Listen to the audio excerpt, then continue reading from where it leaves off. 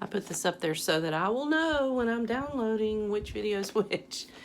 I hope that nobody watches these because they're just going to be so critical. I'm critical of them and I'm making them.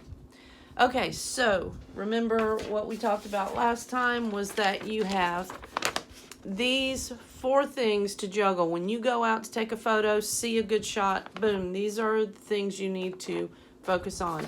Remember, put these 2, autofocus and ISO on auto, and then you only have to juggle these 2. And these are the 2 that I'm going to talk about right now.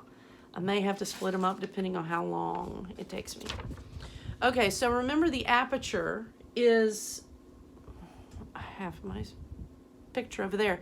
The aperture's in your lens, and it's the shut down, it's the contraption in there that shuts down at these different f-stops. And so that controls how much light you're letting in or how little. Okay, so here's a great handy chart, and I can send this to you if you want it. Okay, so it tells you what your aperture looks like at this setting, and then what you can expect to get out of that size, okay? So let me turn it around so like I'm reading you a story time. Story time with Jill. Okay, so the one thing I want you to notice is that the smaller the number, the bigger the opening. Why, people? Why? This has been the confusion of life, okay? The smaller the opening, the bigger the number. Chaos. The world is turned upside down. Okay, so what you need here, let me describe what happens. Okay, so when you have a big opening, you're letting in a lot of light. This is when you get that really great, what they call depth of field. That's another term. The whole aperture thing is a trouble. You're going to get a lot of light, but your focus is going to be messed with, and you're only going to get a really small area in focus. But this is the really great thing for portraits when you want to blur out that background, then have that big aperture, big opening with the small number. Okay? So as you close down your aperture, the more in focus things get, the larger, what they call large depth, very large depth of field. So as you close down and turn this into a pinpoint, it's going to be able to get so much more in focus. Okay, I'm not going into why that happens. You just got to remember it.